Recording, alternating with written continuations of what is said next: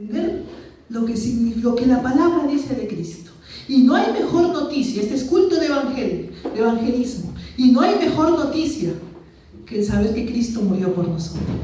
No hay mejor noticia que la misma persona de Jesús, que con su vida desafió, que con su vida venció al mundo, y con su muerte nos dio aquella salvación tan grande que tú y yo, ni con todo el dinero del mundo, ni con todos los bienes, ni con todo el poderío, podremos jamás equiparar. Mis hermanos, Cristología, la humillación de Cristo. Hace unos domingos atrás, veíamos acerca de la promesa al hombre y a la mujer, habiendo consumado el pecado. Habían escuchado a la serpiente, mas el Señor en su misericordia le dice: no te preocupes. ¿Sabes qué? Tu simiente, tu descendencia tendrá enemistad con la serpiente. Ella te herirá en el pie, en el talón, y tú le herirás en la cabeza. Bueno, dice al revés, ¿no? Entonces la promesa está que hay una victoria sobre este sistema. La promesa está que hay una victoria sobre esta humanidad tan perversa. Una victoria sobre los dominios de Satán. Ahí está una diapositiva que dice la humillación de Cristo. Quería empezar con algo, hermanos. A veces uno pregunta, ¿no, hermano? ¿Hasta dónde es el alcance de la depresión? ¿Hasta dónde es el alcance de la tristeza? Hoy día en la mañana les compartía una noticia que había leído y me impactó de verdad, tanto así porque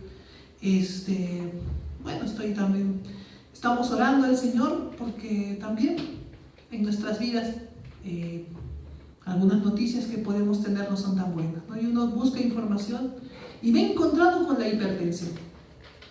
En la mañana hablábamos, ¿no? Avanza la hermanita, hay un cuadrito que he puesto ahí. Gracias. No, esto salió en Perú 21, no estoy haciendo, ¿no? Sino que me gustó la imagen, ¿no? Dice, ¿no? ¿Cuáles son las principales causas de muerte anualmente a nivel mundial? ¿Cuáles son las principales causas de muerte? 8.7 millones mueren bajo cardiopatía isquémica. Las fallas en el corazón son provocadas por factores como hipertensión arterial, tabaquismo, diabetes, otros, ¿no? El corazón. Ahí arriba dice 6.2 millones viven con accidentes cardiovasculares. La inadecuada irrigación sanguínea del cerebro se produce por lo general debido a la hipertensión arterial. Fíjate, hermano, las dos más grandes, hay uno que es 1.6, 1.5, ¿no? Tuberculosis, demencia, diabetes, son otras, ¿no? Cáncer de tráquea. Pero fíjate, las dos más grandes tienen el tema de la hipertensión en común, tanto en el corazón, en los sentimientos, como en la mente. Hermano, no sé si te ha pasado, tengo esta mala noticia y no sé qué hacer y me quedo pensando. Oiga, tenga cuidado con lo que usted piensa. Oiga usted, que Jesucristo es una buena noticia y el Espíritu Santo también es la buena noticia de Dios al mundo. Usted no puede estarse afligiendo en la mente a cada momento, ¿no? ¿Y qué va a pasar ahora con la plata que debo? ¿Y qué va a pasar ahora con tal persona? Y estoy pensando. Oiga, tenga cuidado. Eso le pasa factura. Y todo eso está en Proverbios, hermano. El corazón, el sentir, ¿no? Oye, hermano, me duele el corazón. ¿Por qué? Tales malas noticias. No quiero vivir. El depresivo no quiere vivir. ¿Se acuerda de Job, no? Maldito el día en que nací. ¿Por qué nací? Vine al mundo para ver aflicción. Oiga, tenga cuidado. Usted es hijo de Dios. Esto es lo que pasa en el mundo el día de hoy. Este es periódico de hoy, hermano. Y lamentablemente eso está pasando. Proverbios es clarísimo. El corazón alegre constituye buen remedio, mas el espíritu triste seca los huesos. Tenga cuidado. Tenga mucho cuidado.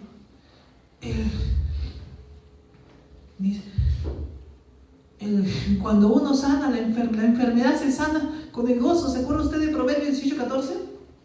Rapidito nomás, si no se acuerda, léate, ¿no? Bueno, 18:14, ¿qué dice? El ánimo del hombre, ¿qué dice? Soportará su enfermedad. ¿Mas quién soportará? Al ánimo angustiado. Por si acaso, eso hemos visto todas las veces. Ustedes saben que a varios les parece conocido ese pasaje, porque cada vez que vamos a una visita médica de algún enfermo, tocamos siempre estos pasajes.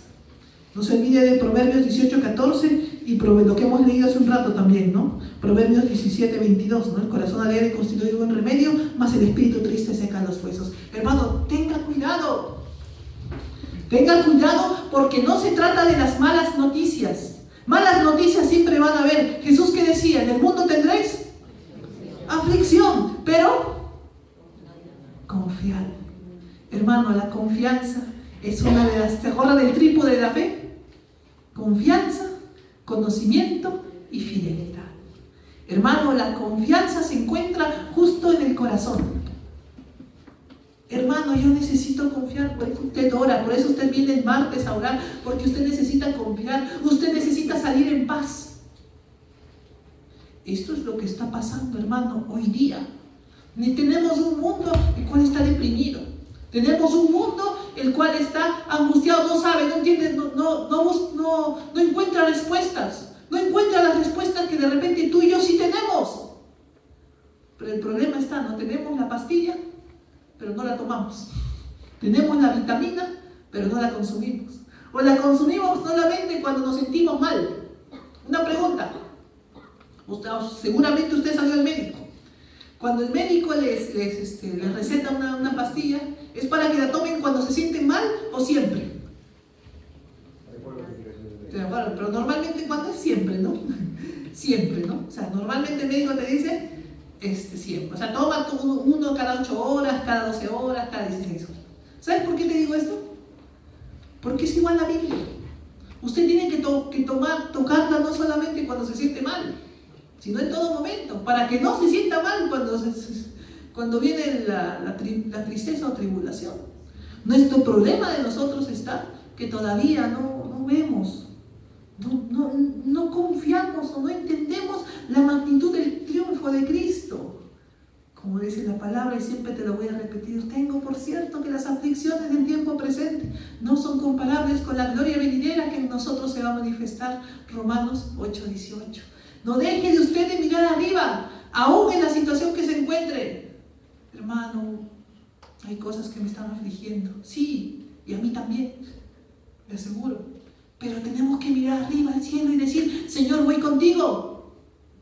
Tenemos que decir, sí, Señor, a tu nombre sea toda gloria, honor y potestad.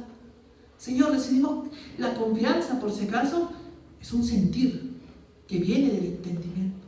Si usted no entiende, no puede confiar. Mi Dios, yo no sé cómo, pero 5 panes más 2 pescados los hizo un banquete para 5,000 personas. Yo no sé cómo, pero confío en que Dios hará. Confío en que Dios hará, hermano. Y esa es parte de nuestra vida cristiana. Jesucristo vino porque fue una promesa de Dios para el pueblo. Libro de Miqueas. Vino a identificarse con el que sufre. Siempre le voy a decir a alguna persona que le gusta siempre el marxismo, el comunismo, lea el libro de Miqueas. Es bien interesante cómo trata el Señor el problema de la desigualdad social y de la tristeza. Miqueas capítulo 4. Miqueas capítulo 4. La concepción de Cristo para el que sufre. Miqueas capítulo 4. Dice así la palabra. Ojo, el contexto de Miqueas es que Miqueas era un profeta que se paseaba por los pueblos. Miqueas se paseaba por los asentamientos humanos. Miqueas se paseaba por aquellos lugares donde estaba la gente sin zapatos, donde estaba la gente de necesidad. Eso se pasaba. Se dice en la historia judía que Miqueas e Isaías vivieron casi en el mismo tiempo. Miqueas iba a los pueblos, a los barrios marginales, mientras que Isaías era un profeta más cortesano, más del rey.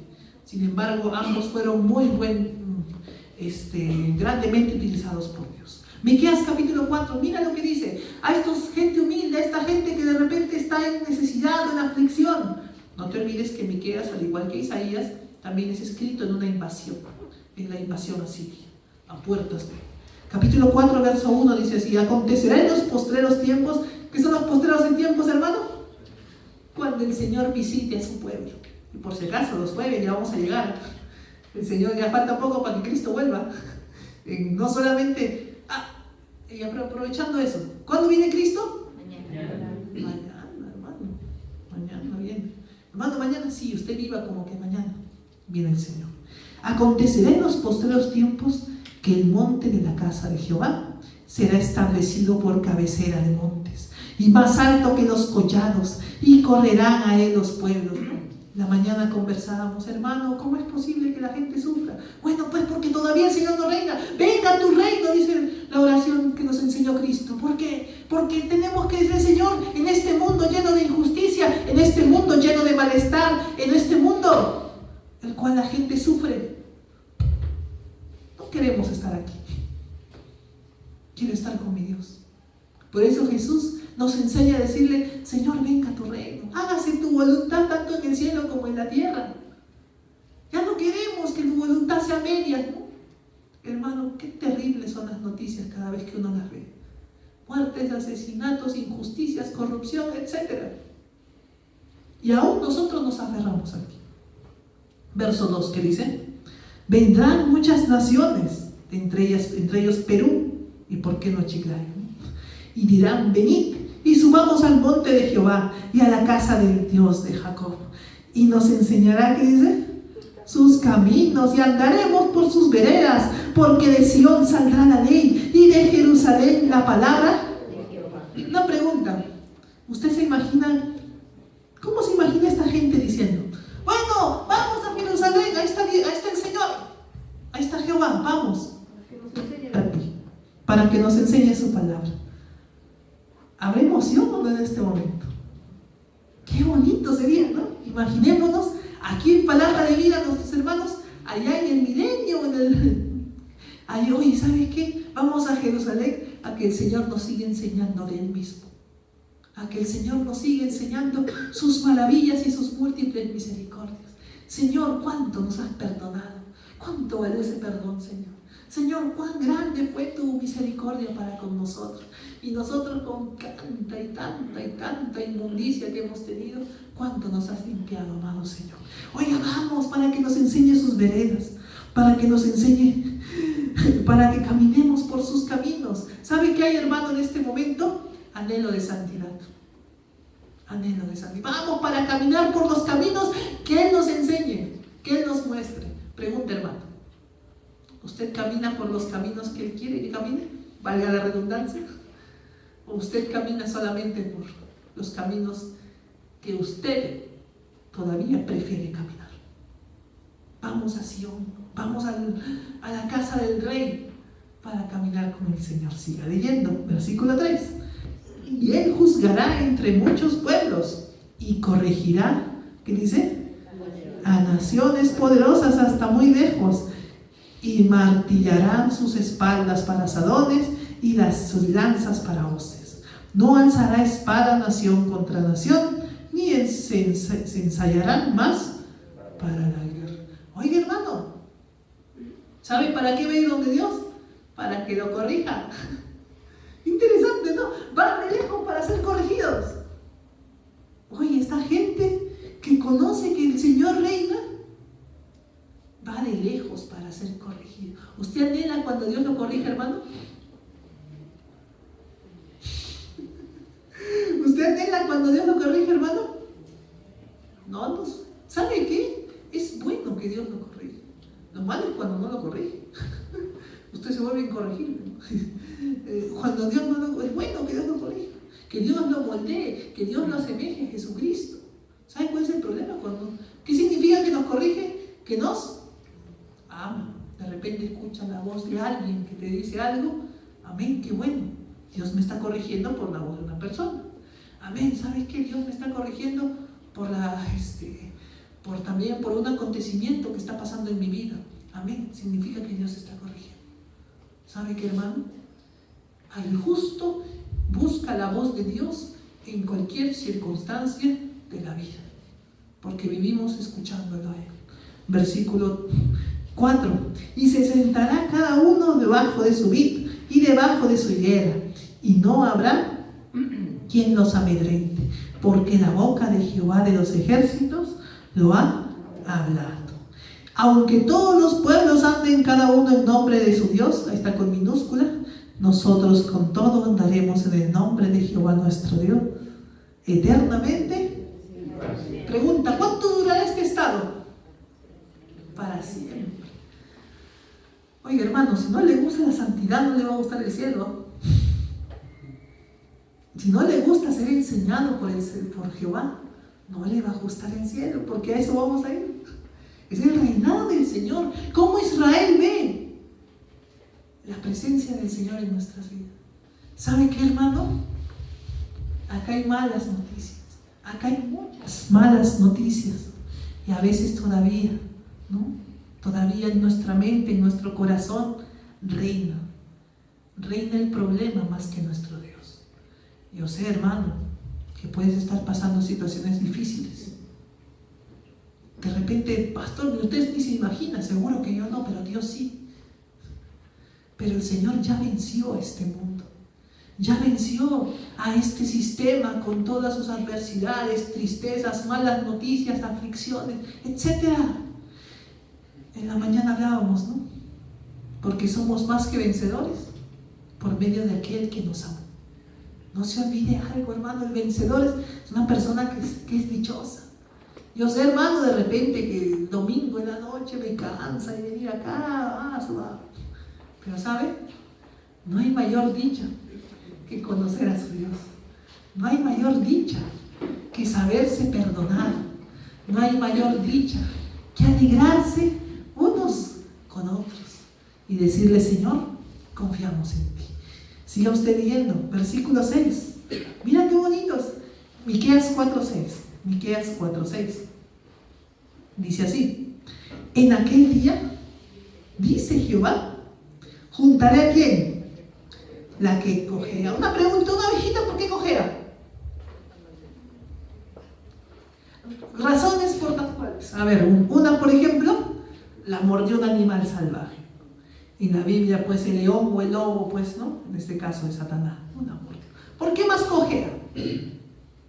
De repente se quiso ir a un lugar que no debía ir y ¡pum! Se golpeó. ¿Sí? Entonces, cojea. ¿Por qué otra razón también puede cojear? La disciplina que le dio el pastor ahí, también. Porque de repente, ¡pum! Le dio, se estaba saliendo, se estaba yendo a otro lugar, ¡pum! O de repente puede ser también que se hizo una herida. Y puede ser, ¿no? Pero sin embargo, mira lo que hace Dios con la que cojea, ¿no? ¿Qué dice ahí Jehová? En aquel día, dice Jehová, que juntaré a quién? La que cojea. ¿Y a quién recogeré? La descarriada, ¿no? Uy, ¿cuántos hemos sido esto, ¿no? ¿Cuánto se cumple esta palabra en nuestras vidas? De repente, Señor, ¿cuántas veces me he querido apartar de ti? ¿Cuántas veces este mundo me he deleitado más en los placeres de este mundo o en las tentaciones más que en ti? Pero sin embargo el Señor va a venir a recoger a la descarga. ¿Y a la qué? ¿Quién aflige?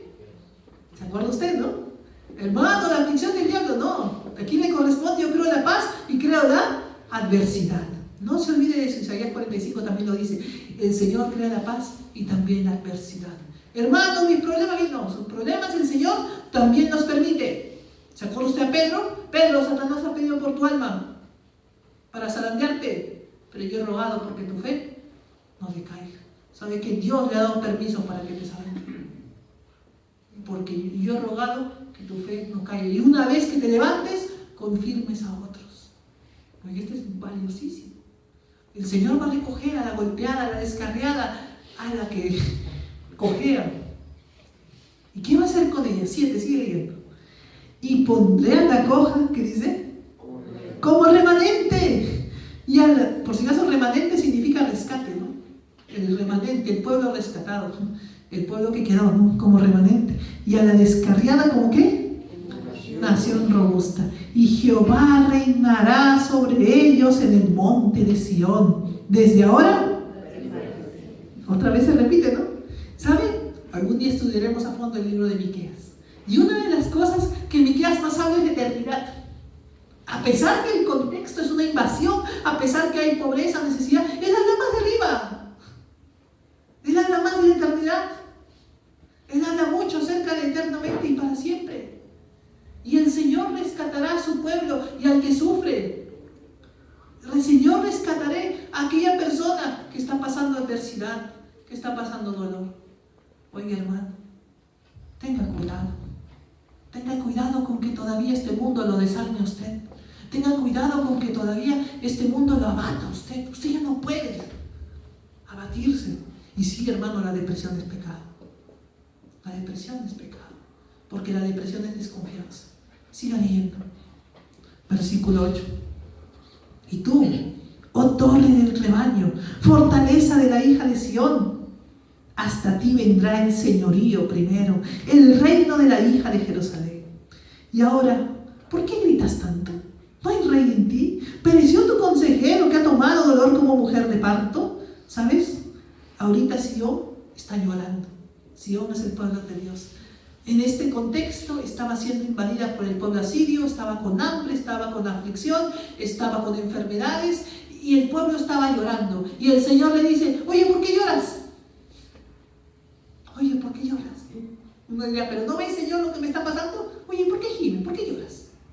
Sigue leyendo. Duélete y gime, hija de Sión, como mujer de que está de parto, porque ahora saldrás de la ciudad y morarás en el campo. Y llegarás hasta Babilonia, y allí serás librada, y allí te redimirá Jehová de la mano de tus enemigos. 200 años después esta profecía se cumplió. El Señor le estaba diciendo a su pueblo, oye, ¿sabes qué? Sí, te toca llorar. ¿Por qué? Porque fuiste infiel. Porque necesitas el castigo. Porque en el momento que debías confiar, no confiaste. Porque te abatiste y te deprimiste en el momento que más debías confiar en mí. Y oiga, tenga cuidado, hermano. ¿Por qué a veces no salimos de la aflicción? Porque en el momento que debíamos confiar, no confiamos. Porque en el momento que debíamos mostrar nuestro Señor, esta situación está terrible, pero yo voy a confiar. Pero Señor, más que mis gritos, más que mis aflicciones, estás tú. Versículo 11, mira lo que dice. Mira, mano, de repente la situación no es tan grave. Mira la situación, mira lo que estaba pasando, mira lo que estaba pasando. Pero ahora se han juntado muchas naciones contra ti y dicen, sea profanada, y vean nuestros ojos su deseo en Sion. Mas ellos no conocieron los pensamientos de Jehová, ni entendieron su consejo, por lo cual los juntó como gavillas en la era. Israel decía, mira esas naciones que vienen contra mí. ¿Y sabes lo que el Señor le dice? Esas naciones ni saben, pero yo las junté contra ti. ¿Sabes cuál es tu problema, Israel? Soy yo. Hermano, ¿por qué me vino esta situación difícil? Oiga, yo le contaba en el caso de nosotros, el Señor usó el Poder Judicial, el Señor usó a los bancos, el Señor usó al Estado, el Señor usó a la SUNAT, alguna vez en mi familia. ¿Para qué? Para hacerme volver, para hacernos volver a sus caminos. Estos enemigos ni saben, pero de repente Dios los está utilizando en tu vida para hacerte volver a ti. Eso es lo que pasaba con esos pueblos. Esos pueblos solamente eran un instrumento del Señor. Verso 13.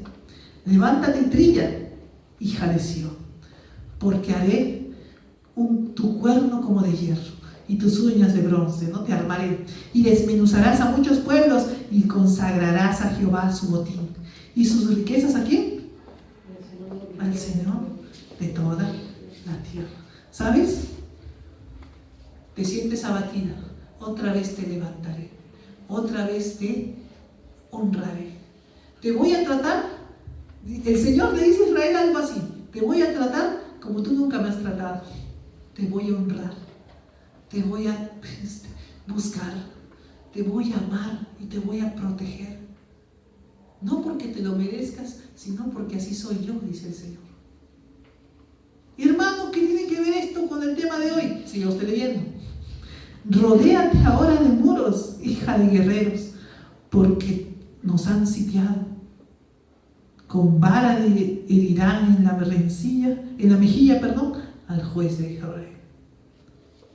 Pero tú, Belén Efrata, pequeña para estar entre las familias de Judá, de ti saldrá el que será Señor en Israel, y sus salidas son desde el principio, desde los días de la eternidad.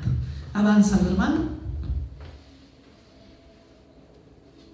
Cuando el profeta habla del Señor, es interesante verlo, ¿no? El Rey de la Gloria. No se olvide, Juan, ¿cómo lo presenta? En el principio, ¿quién era? El Verbo, ¿no? Y el Verbo era con Dios, y el Verbo era Dios. También en otra versión dice, en el principio estaba la palabra, y la palabra estaba con Dios, y la palabra era Dios. Este es el principio de todas las cosas. Pregunta, ¿cuál es primero? Juan, cronológicamente hablando, ¿Juan 1.1 o Génesis 1.1? Juan 1.1, pues, porque Juan habla desde la eternidad. Génesis 1.1 empieza precisamente cuando se activa la creación, cuando el Señor, ¿no? En el principio creó Dios los cielos y la tierra. Oiga, la Biblia presenta a Cristo, al Hijo, a la segunda persona de la Trinidad, en varias facetas. Como el verbo creador, ¿no? En Juan 1.1. Dice la Biblia que la sabiduría estaba creando la tierra. Dice la Biblia que la sabiduría estaba creando el universo. O Proverbios 8, usted ha leído eso. El ángel del Señor, ¿no? En el Antiguo Testamento, aquella zarza que era el ángel de Jehová, aquel hombre que estaba con Abraham junto a los dos viajeros, aquel que estaba también ahí mirándolo a Gedeón cómo corría. Usted se acuerda, ¿no? Gedeón estaba asustado y decía, vienen los madianitas, y estaba recogiendo ahí todo el arado, estaba recogiendo todo, poniéndolo en el granero, y ahí estaba el ángel de Jehová mirándolo. Gedeón, aquí estoy, le decía. Probablemente, Gedeón, aquí estoy. Y Gedeón estaba tan metido en sus problemas que ni caso le hacía. El Señor tiene que darle una señal. Oye, Gedeón, acá estoy. Oye, ¿verdad? No, aquí está el Señor. A veces somos así. El ángel del Señor que estuvo cuando David clamaba porque el ángel de la muerte estaba destruyendo Israel por causa del pecado. El ángel del Señor, el ángel de Jehová. Y ojo, ángel con mayúscula. ¿Por qué? Porque este ángel es diferente a los demás ángeles. El ángel de Jehová era una encarnación, del Cristo preexistente. Existente, sí, siempre ha estado. Preencarnado. Era la manifestación del Hijo. Al Padre nadie la ha visto jamás. ¿Pero cómo se reveló? Por el Hijo. ¿Qué le estoy diciendo con esto? Él siempre estuvo con su pueblo. Él siempre estuvo. Ahí cuando Jacob te agarraba y le decía, no te soltaré si no me bendices. Cuando también veía Daniel, cuando veían los tres amigos, se veía uno más, ¿se acuerda usted? El cuarto tenía aspecto como hijo de los dioses, como hijo de Dios. Siempre estuvo Cristo con su pueblo. Ni qué decir, ¿no? Cuando se despojó de todo y vino a este mundo, humillándose a sí mismo hasta la muerte, y muerte de cruz. Jesús, que caminó, que comió, que bebió, que caminó contigo, caminó. Juan se impresiona y yo lo toqué, dice. Y finalmente el Hijo que está sentado en el trono, a la derecha del trono, que tampoco es ya el carpintero, no, ya no es. Ahora está, usted ha leído Apocalipsis, ¿no? Ojos con ojos de fuego, cabello blanco, pies de bronce bruñido. Cuando su boca hablaba, sonaba como estruendo de muchas aguas. Usted lo verá un día. Hermano, será. Siga leyendo Miqueas 5:2, siga leyendo. Pero tú, Belén Efrata, pequeña para estar entre las familias de Judá. De ti me saldrá el que será, ¿qué cosa? Señor en Israel. Y sus salidas son desde el principio. ¿Desde dónde? Desde los días de la eternidad. Cristo no es un ser creado. Él estuvo siempre desde la eternidad. Cuando la Trinidad existió desde siempre. La eternidad habitaba en perfecto amor. Toda. Hermano, ¿y qué hacía Dios antes de crear el mundo? Lutero ponía en chiste, ¿no? Decía en chiste, ¿no? Creando el infierno para los que hacen esa pregunta. No, el Señor, ¿sabe por qué usted se imagina algo atrás? Porque usted mire a Dios con el tiempo del hombre. En el trono de Dios está en la esfera eterna. Y usted no piensa, hermano, ¿y qué estaba haciendo? No, nada. Simplemente es la eternidad. Por si acaso, para Dios este momento ya pasó. ¿Por qué? Porque es la eternidad. La eternidad es la ausencia de tiempo. La temporalidad.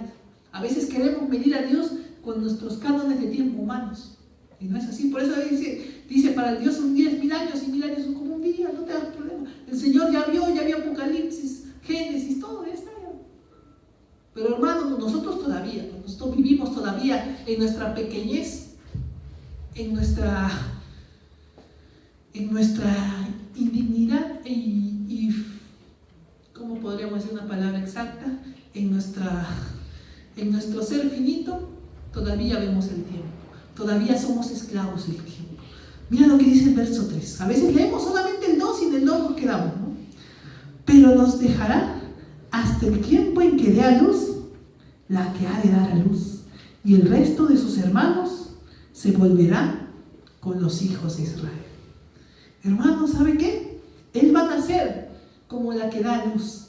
Una virgen, usted se acuerda en Isaías, ¿no? Una atma en hebreo. Una virgen concebirá y dará a luz un hijo. Verso 4, y esto me gusta. Y él estará, ¿y qué va a hacer? Apacentará. ¿Qué es apacentar? Dar pastos frescos, comer, sustentará, cuidará. ¿Con el poder de quién? De Jehová. Con grandeza del nombre de Jehová su Dios. ¿Saben lo bonito, interesante de Jesús? Es que él siempre actuaba en el nombre de su Padre. No hacía las cosas por él. Hacía las cosas por su Padre, decía, ¿no? Maestro bueno. ¿Y el que dice? ¿A quién le dices bueno? Bueno es uno, y es el Padre. ¿Sabes? El que me ha visto a mí, ¿ha visto a quién? Al Padre. Si hay algo bueno que yo he hecho, ¿es quién el que ha hecho? El Padre. Cuando usted hace algo bueno, hermano, ¿a quién es la gloria? ¿De quién es el triunfo? Del Padre. Jesús nos enseñó a vivir como el Padre quiere que vivamos. Por eso es que podemos ser imitadores de Cristo. Porque Cristo también, en obediencia al Padre y a través del Espíritu Santo, vivió su vida. Desafió el mundo y lo venció. Vuelvo a leer el verso 4, ¿no? Y él estará y apacentará con el poder de Jehová y con la grandeza ¿de quién? Del nombre de Jehová su Dios. Morarán seguros, porque ahora será engrandecido hasta los fines. Ojo que el profeta, si pudiéramos decir algo, el profeta más o menos está en ese periodo, en el Antiguo Testamento de Azorito. Ve este periodo y este periodo entremezclados.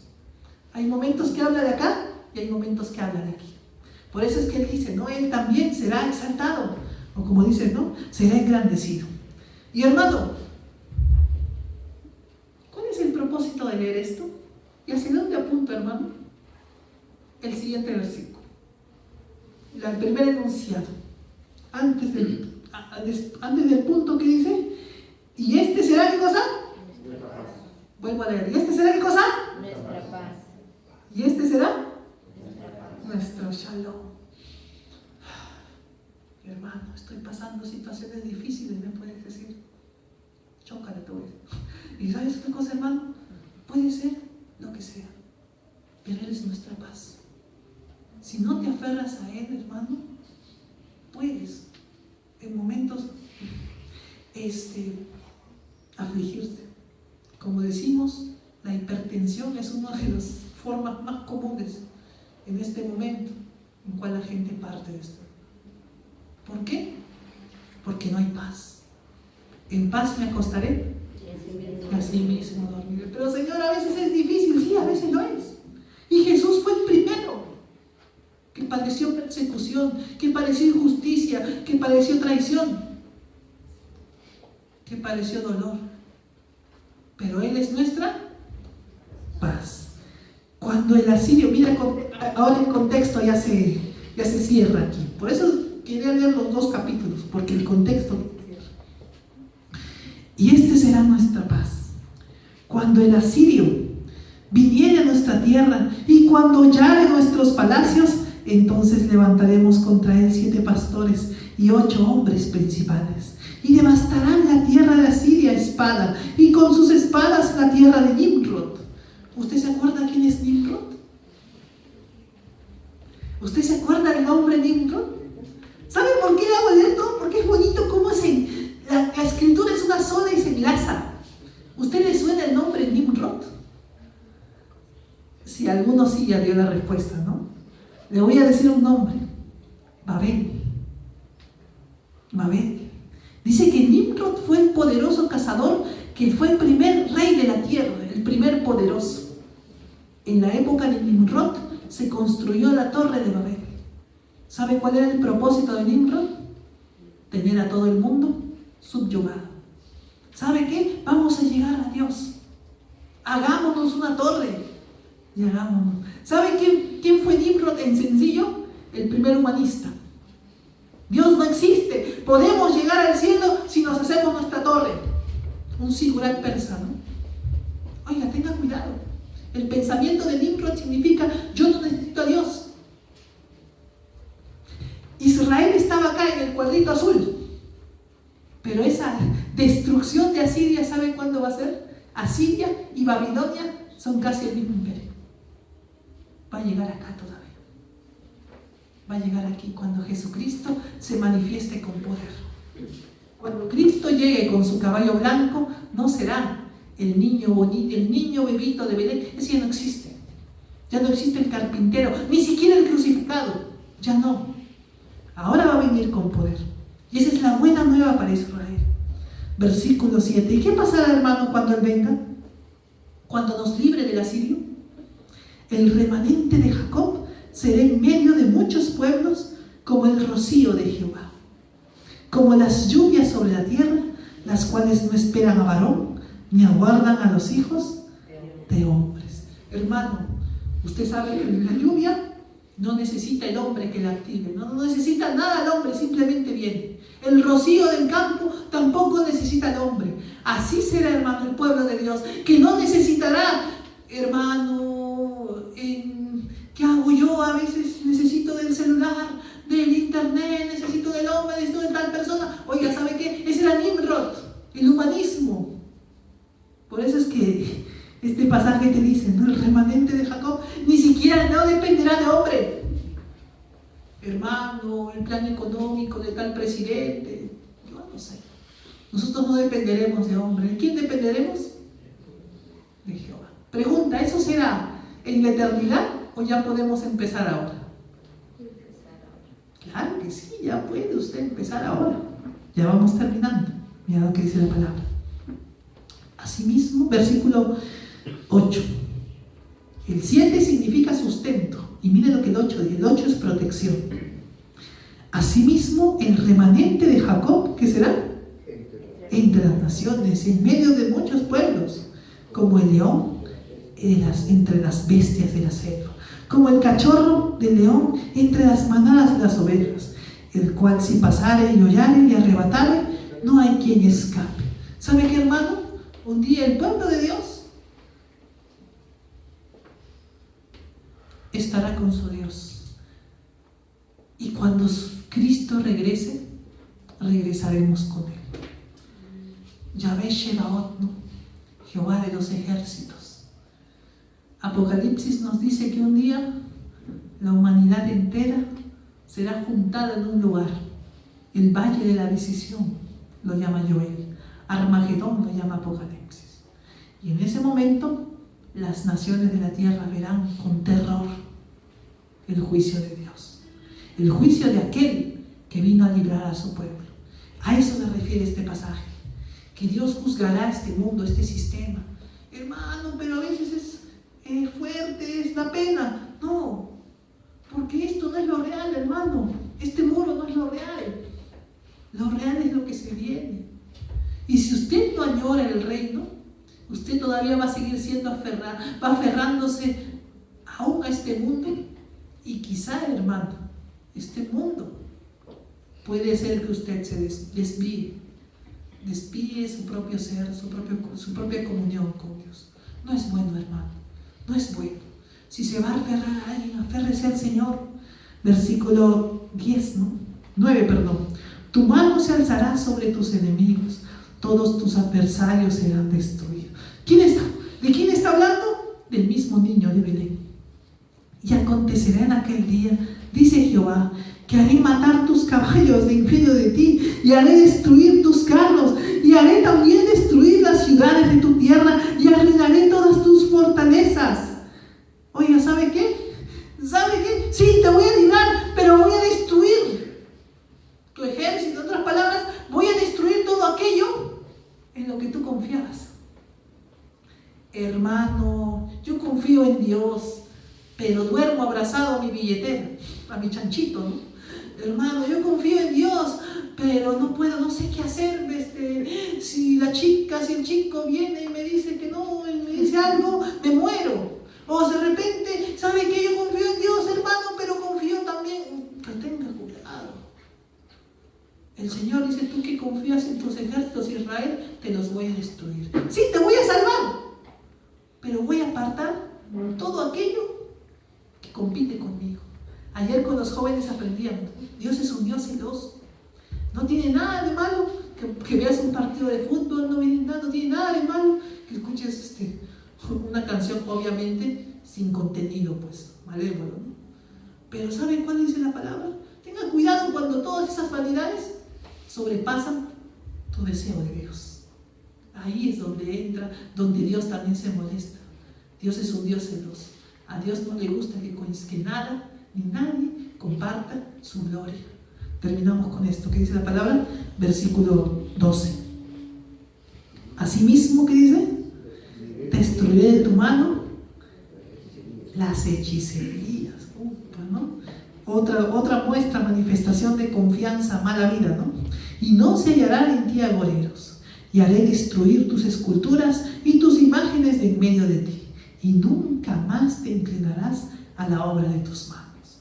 Arrancaré tus imágenes de acera de en medio de ti, y destruiré tus ciudades, y con ira y con furor haré venganza en las naciones que no obedecieron. Hermano, Dios es un Dios perdonador, Dios es un Dios misericordioso, pero Dios también va a manifestar su ira en un momento. Ahorita estamos en gracia, en la gracia del Señor. Es un tiempo todavía de gracia. No lo desaproveche, porque cuando venga la ira, tenga cuidado.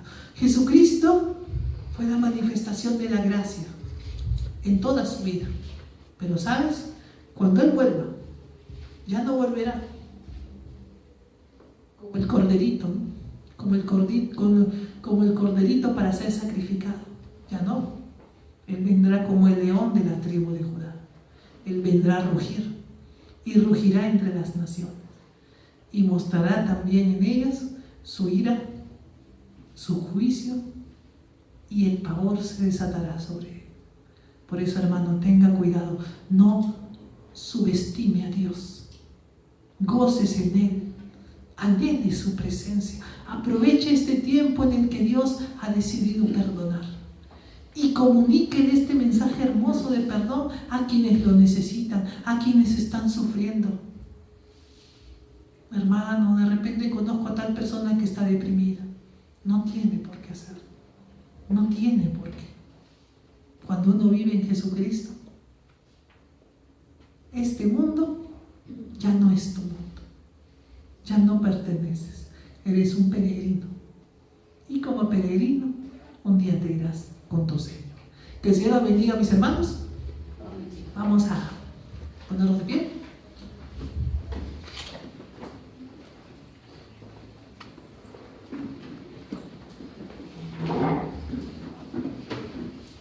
Vamos a orar. Ya al final, ¿verdad? Tengo diapositivas para la próxima semana que guardar. Vamos a orar. bendito y alabado seas. A ti sea toda gloria y honra. Gracias, Señor, por tu palabra. Gracias, Padre, también porque podemos dirigirnos a ti en los méritos de Jesucristo, el Cordero, aquel que vino a este mundo a manifestar tu gracia, a manifestar tu amor. Bendito Dios, sigue hablando a nuestras vidas. Un día en Belén, en aquella pequeña ciudad, quizás subestimada por muchos, nació nuestro Salvador. Vino a este mundo del vientre de una mujer. Vino a este mundo, Señor, para poder confrontarnos, para poder enseñarnos que es posible agradar a Dios, pero en el poder del Espíritu Santo. Señor, queremos agradarte. Quizás, Señor, hay momentos en la vida que pensamos todavía más en nosotros. Ayúdanos a pensar más en ti. Ayúdanos a pensar como aquel socorro contra tribulación, contra aflicciones. Señor, tú sabes nuestros problemas. Tú sabes, Señor, lo que podemos estar pasando. Pero bendito Dios, a ti sea toda gloria y honra. Te exaltamos por encima de cualquier adversidad. Queremos glorificarte a ti. Gracias, Señor. Gracias, Padre, porque eres bueno.